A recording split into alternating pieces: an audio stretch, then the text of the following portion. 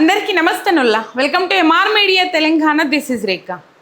రేవంత్కు shock ఇచ్చిన సిద్దిపేట జనం దాదాపు కష్టమో నష్టమో కింద మీద పడి కొంతమందిని అయితే జమ చేసిండ్రు.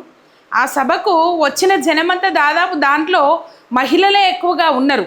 అందులో మహిళా గ్రూపులలో ఉన్న వాళ్ళే ఇంకా ఎక్కువగా ఉన్నారు. ఈ ముచ్చట మహిళా గ్రూపులలో ఉన్న వాళ్ళు ఎక్కువగా ఉన్నారని నేను ఎందుకు చెప్తున్నా అంటే, అదే పాలపిట్ట లెక్క కనబడతారు కదా రేవంత్ అన్నకు. ఈ ఇందిరమ్మ చీరలు అని చెప్పేసి చీరలు ఇచ్చినాక ఆ చీరలు కట్టుకొని వస్తారు కదా, వాళ్ళందరూ పాలపిట్ట లెక్క కనబడతారు కదా. ఆ పాలపిట్ట కలర్ చీరలే ఎక్కువ కనబడ్డాయి. ఇక గతంలో కూడా మనం చూసినాం, కొన్ని వీడియోలు ఆడియోలు కూడా బయటకు వచ్చినాయి. రేవంత్ రెడ్డి సభకి ఎలా రాకపోతే మహిళా గ్రూపులలో నుంచి తీసేస్తారు, ఇచ్చే రుణాలు ఇయ్యరు అని చెప్పేసి. సరే వచ్చిన వాళ్ళు వచ్చిన కాడికి వచ్చిండ్రు, కానీ ఇంకా దాదాపు నంగునూరు మండల వ్యాప్తంగా పోలీసు పహారా ఏర్పాటు చేసిండ్రు, పోలీసు బందోబస్తు ఏర్పాటు చేసిండ్రు. రేవంత్ రెడ్డికి అడుగడుగున పాపము ప్రొటెక్షన్ లేదైతే ఆయన ఎక్కడికి కదలాడు. అట్లనే ఆ ప్రొటెక్షన్తోనే ఇలా సిద్దిపేట గడ్డ మీద అడుగు పెట్టిండు. రైట్, కొన్ని మాటలు మాట్లాడిండు. ఆ మాటలు మాట్లాడినాక నవ్వాలనో ఏడవాలనో అర్థం కాలేదు. ఇలా సిద్దిపేట మీద నాకు అక్కసు లేదు, సిద్దిపేట మీద నేను అట్లా అక్కసు వెళ్ళవచ్చుకోను, నేను ఏమో పక్షపాతం చూపెట్టను అని చెప్పేసి ఆయన మాట్లాడిండు కదా. ఇలా నీకు నిజంగానే పక్షపాతం లేకపోతే, ఒకవేళ నాకు పక్షపాతం ఉంటే ఈ ఆయిల్ పామ్ ఫ్యాక్టరీని కూడా నీకు కొడంగల్కి ఎత్తుకపోదుంటి అని చెప్పేసి మాట్లాడుతూ ఉన్నాడు. సరే, నీకు పక్షపాతం లేదు అని అన్నప్పుడు వెటర్నరీ కళాశాలలను ఎందుకు కొడంగల్కు తరలించినవు? దానికి సమాధానం చెప్పు. ఆయిల్ పామ్ ఎత్తుకపోలేదు కాబట్టి నాకు పక్షపాతం లేదు అని చెప్పుడు కాదు. దమ్ముంటే మీరు దీనికి సమాధానం చెప్పుండ్రి. సిద్దిపేటలో ఆల్రెడీ ప్రారంభమైన పిల్లర్లు లేచిన తర్వాత ఎందుకు వెటర్నరీ కళాశాలను కొడంగల్కి ఎత్తుకొని పోయినావు? నేను కేంద్రంతో కొట్లాడి ఆయిల్ పామ్ ఫ్యాక్టరీని కూడా కొడంగల్కి ఎత్తుకపోతుంటుంది అని చెప్పేసి మాట్లాడుతున్నావు కదా ఇయ్యల్లా. మరి ఎందుకు వెటర్నరీ కళాశాల కోసం కేంద్రంతో కొట్లాడి ఇక్కడ సిద్దిపేటకే ఉంచి దాన్ని ఎందుకు అడ్డుకొంటవాలేవు? భువనగిరి జిల్లా నుంచి యాదాద్రి నుంచి మెడికల్ కళాశాలను ఎందుకు కొడంగల్ ఎత్తుకపోయినావు? ఇలా నాకు పక్షపాతం లేదు, నేను ఎత్తుకపోను అని చెప్పేసి మాట్లాడుతుండ్రు కదా. ఎందుకు వచ్చి రాగానే 1073.74 లక్షల కోట్ల రూపాయల నిధులను ఎందుకు రద్దు చేసినావు? సిద్దిపేటకు రావాల్సిన నిధులను దాదాపు చాలా పనులు పెండింగ్లో ఉన్నాయి. కొమర్చెరువు దగ్గర మినీ శిల్పారామం పనులు పెండింగ్లో ఉన్నాయి. మొన్న బహిరంగ లేఖ రాసిండ్రు. ఆ లేఖలో మాజీ మంత్రి హరీష్ రావు పేర్కొన్నారు, సిద్దిపేట మీద కక్ష సాధింపు పగ సాధింపు చర్యలు చేస్తూ ఉన్నావు, రాజకీయాలకు పాల్పడుతూ ఉన్నావు, కక్షాపూరిత రాజకీయాలు చేస్తూ ఉన్నావు. వచ్చి రాగానే బీఆర్ఎస్ హయాంలో మంజూరైన నిధులను ఎందుకు రద్దు చేసినావు అని చెప్పేసి ప్రశ్నించిండ్రు. మరి అంతగానం ప్రశ్నించిండ్రు, అంతగానం బహిరంగ లేఖ రాసిండ్రు. ఇలా దాని గురించి ఏమైనా స్పందించినవా? అందులో పేర్కొన్న నిధుల గురించి ఏమైనా స్పందించినవా? ఇలా సిద్దిపేట ఎమ్మెల్యేను ఓడగొడితే ఇక్కడి నుంచి ఎమ్మెల్యేని చేస్తే ఆ ఎమ్మెల్యేను మంత్రిగా చేసే బాధ్యత నాదంటే, సిద్దిపేట నుంచి మంత్రులు లేరుగా, అంటే కాంగ్రెస్ పార్టీ నుంచి మంత్రులు లేరు కాబట్టి సిద్దిపేట ఎమ్మెల్యేను ఓడగొడితే ఇక్కడ నుంచి ఎవరన్నా ఎమ్మెల్యేని నిలబెడితే ఆయనను గెలిపిస్తే నేను మంత్రిని చేస్తా, దామోదర రాజనరసింహ అండ్ గడ్డం వివేక వెంకటస్వామి తీసుకుంటాడు బాధ్యత అని చెప్పేసి మాట్లాడుతూ ఉన్నాడు. గిదానొల్ల మాట్లాడు. ఇలా మన సిద్దిపేట ప్రాంతంలో కాంగ్రెస్ పార్టీ వెనుకకు పడి ఉన్నది, వర్గపోరు ఎక్కువైంది, మన సిద్దిపేట ప్రాంతానికి ఏమి చేస్తలేము, మన సిద్దిపేట ప్రాంతాన్ని అభివృద్ధి చేద్దాము, సిద్దిపేట ప్రాంతానికి అది రద్దు చేసిన పెండింగ్ నిధులు ఏవైతే ఉన్నాయో వాటిని పునరుద్ధరిస్తాము, మళ్ళీ వాటిని మంజూరు చేద్దాము, సిద్దిపేట మీద ఎటువంటి పక్షపాతం మనం చూపియద్దు, మీరందరూ కలిసికట్టుగా పోరాటం చేయండి. నువ్వు పర్యటిస్తున్న వేళనే కదా ఇలా నీ అనుబంధ సంస్థలనే వార్త వచ్చింది కదా. రేవంత్ రెడ్డి పర్యటన వేళ సిద్దిపేటలో కాంగ్రెస్లో బయటపడ్డ వర్గపోరు అని చెప్పేసి, గా వర్గపోర్లు 2 పార్టీ ఆఫీసులు ఉంటాయి. వాళ్ళ ఎక్కడ పోయినా కూడా ఒక ఊళ్ళో ఒక పార్టీకి ఒకటే పార్టీ ఆఫీస్ ఉంటుంది, కానీ సిద్దిపేట పోతే మాత్రం కాంగ్రెస్కు 2 పార్టీ ఆఫీసులు ఉంటాయి. ఇక్కడనే కనబడుతుంది వర్గపోరు. పూజల హరికృష్ణ ఫ్లెక్సీలో డీసీసీ అధ్యక్షురాలు ఆంక్షారెడ్డి ఫోటో ఉండదు. ఇవాళ ఫ్లెక్సీలలో మీరు గమనించినట్లయితే ఇక స్థానికంగా ఉన్న ఎమ్మెల్యేలు, సిద్దిపేట జిల్లా వ్యాప్తంగా ఉన్న ఎమ్మెల్యేల ఫోటోలు ఎట్లా వేయలేరు, ఎమ్మెల్సీల ఫోటోలు ఎవరి వేయలేదు. వాళ్ళ దాంట్లోనే ఆంక్షారెడ్డి ఫ్లెక్సీలో పూజల హరికృష్ణ ఫోటో ఉండదు, పూజల హరికృష్ణ ఫ్లెక్సీలో ఆంక్షారెడ్డి ఫోటో ఉండదు. వర్గపోరు బయట పడ్డది. ఇలా రేవంత్ రెడ్డి దీనికి సమాధానం చెప్పాలి. వెటర్నరీ కళాశాలను సిద్దిపేటకి వెళ్ళి ఎందుకు కొడంగల్కి ఎత్తుకపోయినావు? కొడంగల్లో కూడా పెడతా అన్న జాగలో పెట్టలేదోల్లా. పాపం వాళ్ళకి నష్టపరిహారాలు ఇవ్వకుండా వాళ్ళని ముప్పు తిప్పలు పెట్టి ఇబ్బంది పెట్టి వాళ్ళ భూములు లాక్కుని ఇంతకు డబల్ ఇస్తాం అంతకు డబల్ ఇస్తామని చెప్పి అట్లా ఇట్లా అని చెప్పేసి నమ్మ బలికిచ్చి మళ్ళీ ఆ కొడంగల్లో పెడతా అన్న అక్కడ పెడతా అన్న వెటర్నరీ కళాశాలను వేరే దగ్గరికి రూటు మార్చిండు. అక్కడైతే కాంట్రాక్టర్లు కమిషన్లు మంచిగా జరిగాయని అన్నారో ఏమో తెలియదు. ఇక్కడ ఆయిల్ ఫ్యాక్టరీ, ఈ ఆయిల్ పామ్ ఫ్యాక్టరీ కొడంగల్లో కూడా పెట్టు అని చెప్పేసి తుమ్మల నాగేశ్వరరావుకు ఆయన రిక్వెస్ట్ చేసుకుంటుండట. సాధ్యం అయ్యే పనేనా?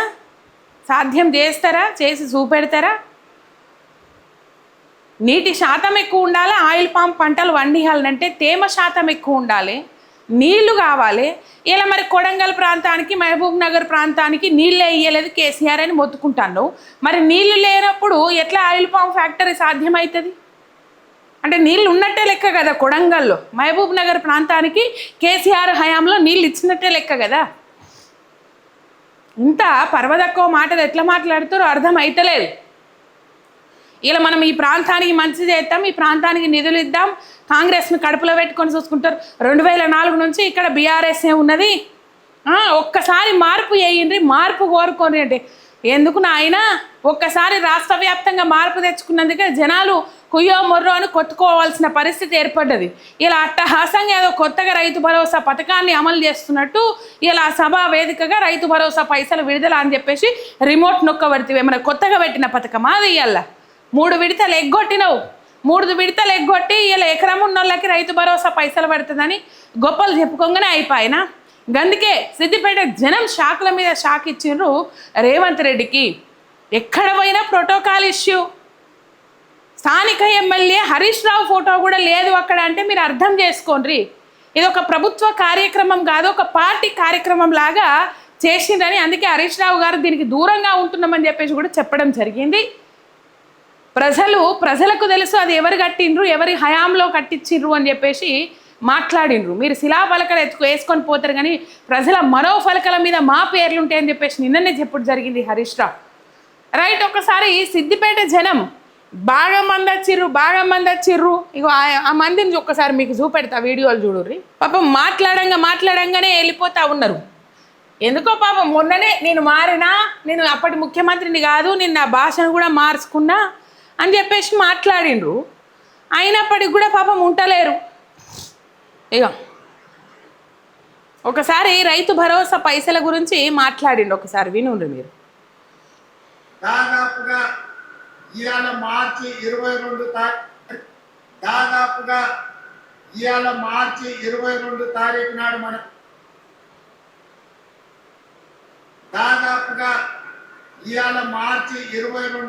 నాడు మనం ఉన్నాం. 45 రోజుల్లో 9,000 కోట్ల రూపాయల రైతు భరోసా 70 లక్షల రైతుల ఖాతాలలో. రైతు మొన్న ఏమన్నాడు? అలా 9 రోజులల్లా 9,000 కోట్ల రూపాయలను రైతుల ఖాతాలలో వేసిన ఘనత మా కాంగ్రెస్ సర్కార్ది అని చెప్పేసి మాట్లాడిండు. ఇవాళ 45 రోజులకు చేరింది ఆ సంఖ్య.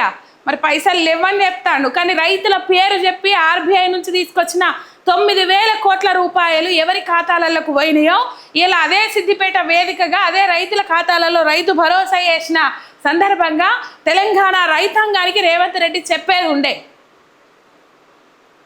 75 లక్షల మంది రైతుల ఖాతాలలో 9,000 కోట్ల రూపాయలు వేస్తా అని చెప్పేసి చెప్తాండు. రైట్. ఇదొకటి చూడురిగా. సిద్దిపేటలో కట్టిన ఈ ఫ్యాక్టరీ నియోజకవర్గంలో కూడా ఇట్లాంటి తుమ్మల నాగేశ్వరరావు గారికి వేదిక మీద నుంచి విజ్ఞప్తి చేస్తున్నా. సిద్దిపేటలో కట్టిన ఈ ఫ్యాక్టరీ కొడంగల్ నియోజకవర్గంలో కూడా ఇట్లాంటి ఒక ఫ్యాక్టరీ కట్టండి, మా రైతులకు ఉపయోగపడుతుంది. దయచేసి తుమ్మల గారు, అదేవిధంగా మిత్రులు దామోదర్ రాజనరసింహ గారు, మహబూబ్ నగర్ జిల్లా ఇన్ఛార్జ్ మంత్రి వారు దామోదర్ రాజనరసింహ గారు, ఒకసారి సమీక్ష చేసి ఇంత మంచి ఫ్యాక్టరీని నా నియోజకవర్గంలో కట్టడానికి దామోదర రాజనరసింహ గారిని, తుమ్మల నాగేశ్వరరావు గారిని విజ్ఞప్తి చేస్తున్నా. ఇది మంచి లాభసాటి వ్యవసాయం. ఇగో జనం చూడు, ఇంతగానం జనం వచ్చిర్రు రేవంత్ రెడ్డి సభకు. స్టేజ్ ఎక్కడో దూరంలో లేదో ఒక ముందడ చూపెట్టుకుంటుర్రు, INPRలా ఒక ముందడ చూపెట్టుకుంటారు. జనం బాగా మంది వచ్చిరని చెప్పేసి అలా కాంగ్రెస్ వాళ్ళు ఉన్న జాగాలో చూపెట్టుకున్నారు. కానీ వెనక మొత్తం ఖాళీ కుర్చీలో ఇక ఇంతగానే మంది వచ్చిర్రు జనం.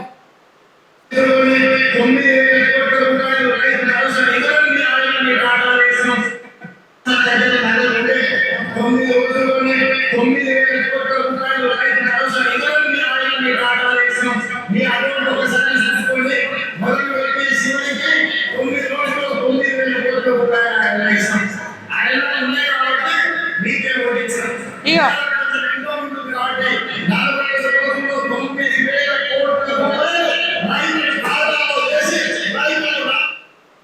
రైట్, ఈ జనం సంగతి ఇట్లున్నది. ఇక వచ్చిన జనం చూడు రే, మాట్లాడుతుండగానే ఎట్లా వెళ్ళిపోతారు.